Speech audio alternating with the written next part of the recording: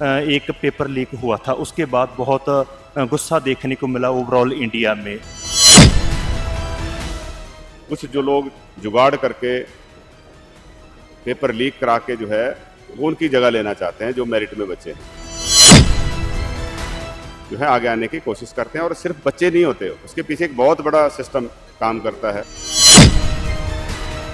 मैं ऐसा समझता हूं कि कोई भी देश तब तक तरक्की नहीं कर सकता जब तक हम मेरिट को ऑनर ना करें। पिछले 10 साल में चौथी बार जो है नीट का पेपर लीक हुआ है। आम जो बड़े लोग हैं वो भी इतनी मेहनत नहीं कर पाते जितने वो बच्चे करते हैं। उनकी मेहनत पे पानी फेर दिया है ना। 12 बच्चे जो है सुसाइड कर गए।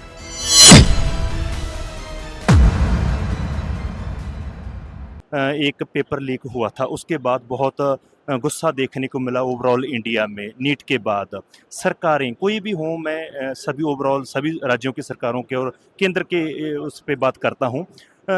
युवा के इमोशंस को समझने में कितना कामयाब होती हैं। जब ऐसे कोई पेपर लीक होता है तो बहुत नुकसान होता है यूथ का और बहुत सदमे में चला जाता है।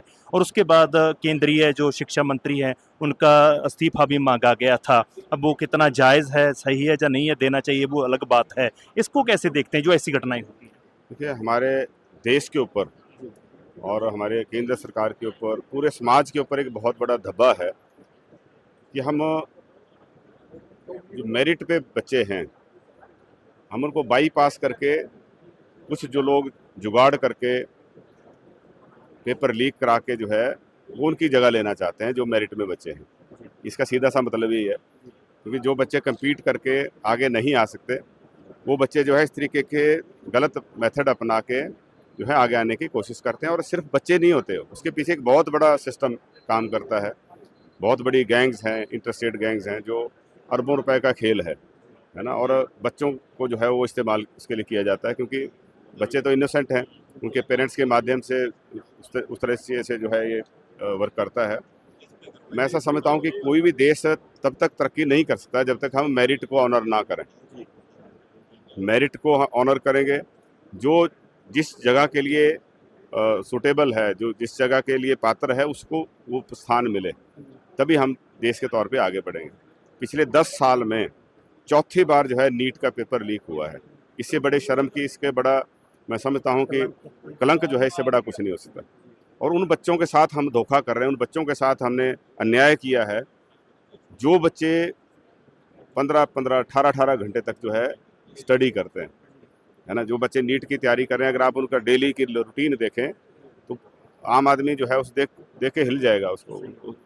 आम जो बड़े लोग हैं वो भी इतनी मेहनत नहीं कर पाते जितने वो बच्चे करते हैं।